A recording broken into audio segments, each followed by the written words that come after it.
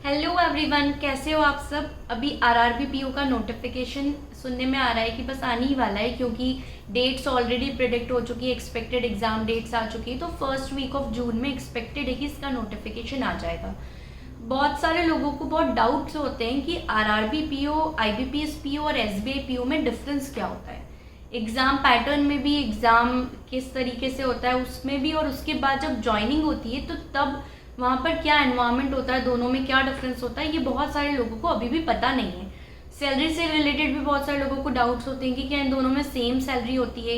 और बहुत सारे लोगों को ये भी लगता है कि क्या ये वर्थ है कि हम आरआरबी पीओ के लिए प्रिपेयर करें या इसे ज्वाइन करें अगर हमारा सिलेक्शन हो जाता है तो, या फिर आईबीपीएस पीओ और एसबीआई पीओ के लिए वेट करें। तो ये सारी चीज़ें हम डिस्कस करेंगे इस वीडियो में।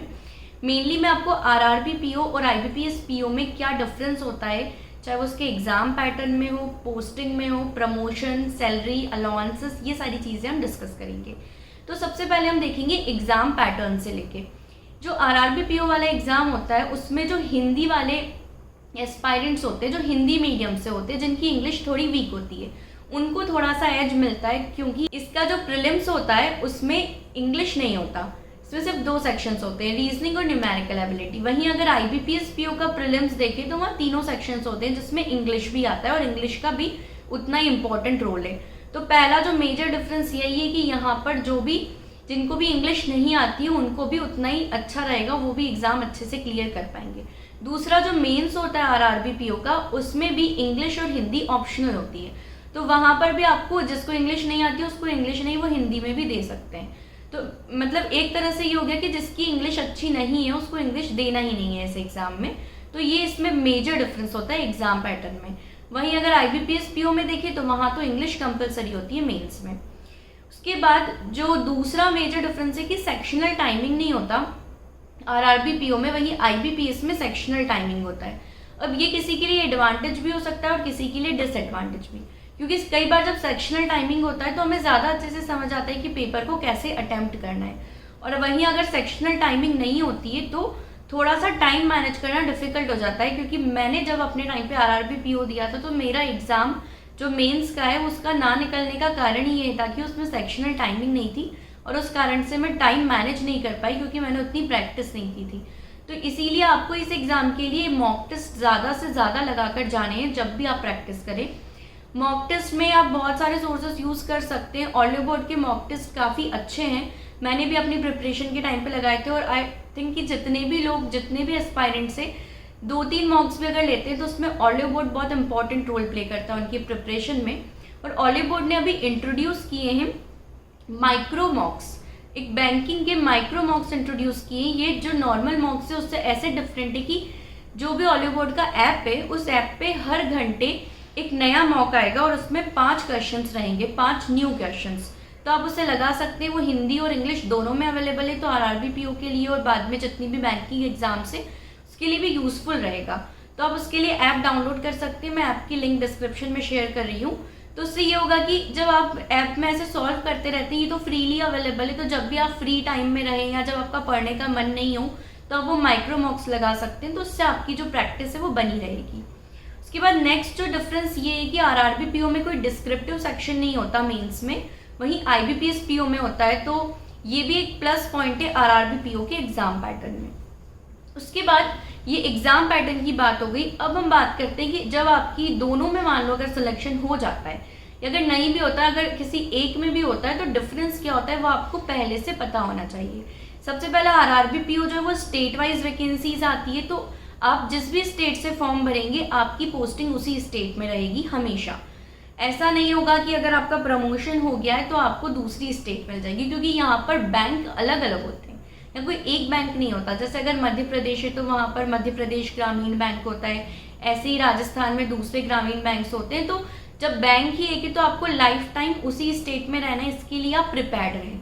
इसीलिए मैं यही सजेस्ट करूँगी कि अभी फॉर्म जब आएगा तो आप उसी स्टेट से भरें जहाँ से आप बिलोंग करते हैं, या फिर अगर किसी और स्टेट से भर रहे हैं तो फिर आपको लाइफ टाइम वहीं रहना पड़ेगा, इसके लिए आप रेडी रहें। आईबीपीएस पीओ में ऑल इंडिया वैकेंसी आती है, तो इसकी जो पोस्टिंग है वो पूरे इंडिया में कहीं भी हो सकती है। उसके बाद आरआरबी पीओ जो है वो रीजनल रूरल बैंक्स होते हैं, तो इसकी जो मेजर पोस्टिंग लोकेशंस होती है वो रूरल होती है।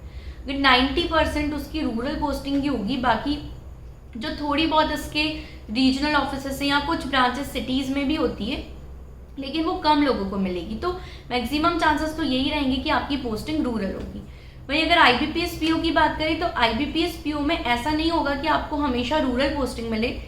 एक बार आपको रूरल टेन्योर निकालना पड़ता है 3 साल के लिए, लेकिन ऐसा नहीं होगा कि आपको पूरी लाइफ रूरल में रहना है। आपको अर्बन, सेमी अर्बन, मेट्रो कहीं पर भी IBPS PO के थ्रू पोस्टिंग मिल सकती है। उसके बाद अगर वर्क प्रेशर की बात करें तो वर्क प्रेशर तो RRB और जो भी IBPS से जितने भी पब्लिक सेक्टर बैंक्स मिलते हैं दोनों में होता है।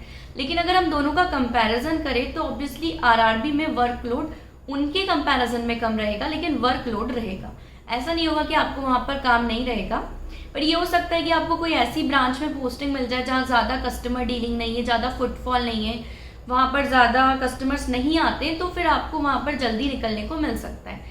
जल्दी में भी ऐसे है कि 6 बजे तक तो आपको रुकना पड़ सकता है, लेकिन वहीं IBPS PO के थ्रू अगर आप ज्वाइन करते हैं तो आपको 7, 7:30, 8 ऐसे भी बच सकती है, लेकिन इस पर डिपेंड करता है कि आपकी पोस्टिंग कहाँ पर है। नेक्स्ट पॉइंट की अगर बात करें प्रमोशंस, तो प्रमोशंस रीजनल रूरल बैंक्स में स्लो होते हैं comparative to public sector banks जो IBPS से मिलते हैं। तो प्रमोशन अगर किसी को ग्रोथ चाहिए और उसे लाइफ टाइम बैंकिंग सेक्टर में ही रहना है तो उनके लिए जो पब्लिक सेक्टर बैंक्स होते हैं वो ज़्यादा अच्छे होते हैं कंपैरिजन टू RRBs। उसके बाद बहुत सारे लोग होम सिक होते हैं और उन्हें ऐसा होता है कि हमें अपने घर के आसपास ही पोस्टिंग चाहिए, तो उनके लिए RRB बेस्ट ऑप्शन है, क्योंकि वहाँ पर वो अपनी स्टेट से अगर फॉर्म भरेंगे तो उनको अपने घर के आसपास या थोड़ा दूर जहाँ से वो अप डाउन कर सकते हैं वहाँ पोस्टिंग मिल सकती है। लेकिन इसमें कुछ एक्सेप्शनल केसेस होते हैं, जैसे कुछ स्टेट्स बहुत बड़ी है, जैसे अगर हम मध्य प्रदेश की भी बात करें तो यहाँ पर जैसे मध्य प्रदेश ग्रामीण बैंक है, तो हो सकता है कि आपको अपने घर से 100 किलोमीटर्स 200 किलोमीटर्स दूर भी पोस्टिंग मिल सकती है, लेकिन बाद में जब फ्यूचर में 3 साल बाद या 4 साल बाद जब आपका ट्रांसफ़र होगा तो अपने घर से पास भी पोस्टिंग ले सकते हैं। और सबसे मेन इसमें फ़ायदा जो मुझे लगता है ये कि पब्लिक सेक्टर बैंक्स में कई लोग प्रमोशंस इसीलिए नहीं लेते क्योंकि उनकी पोस्टिंग बहुत दूर हो जाती है और इंडिया में कहीं भी हो जाती है। वहीं RRB में आप प्रमोशन ले सकते हो, क्योंकि आप चाहे कितने भी आगे बढ़ जाओ आपकी पोस्टिंग उसी स्टेट में रहेगी, जो इसमें सबसे बड़ा एडवांटेज है।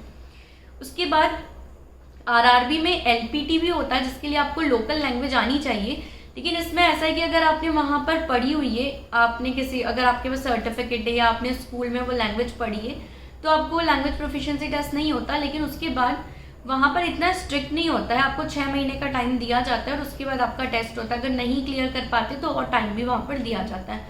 तो इतनी दिक्कत वहाँ पे लैंग्वेज को लेकर नहीं आती। फिर भी अगर आप किसी ऐसी स्टेट से भर रहे हैं जहाँ बिल्कुल आपको नॉलेज ही नहीं है लैंग्वेज का, तो आपको खुद पब्लिक डीलिंग करने में वहाँ पर प्रॉब्लम आएगी। तो ये क्योंकि ऑब्वियसली रूरल एरिया है। अब जब मान लीजिए आपने महाराष्ट्र से फॉर्म भर दिया, महाराष्ट्र के रूरल एरिया में कई लोगों को हिंदी नहीं आती होगी, उनको मराठी आती है, तो आपको मराठी सीखनी ही पड़ेगी क्योंकि आप उनसे उसी लैंग्वेज में बात करेंगे।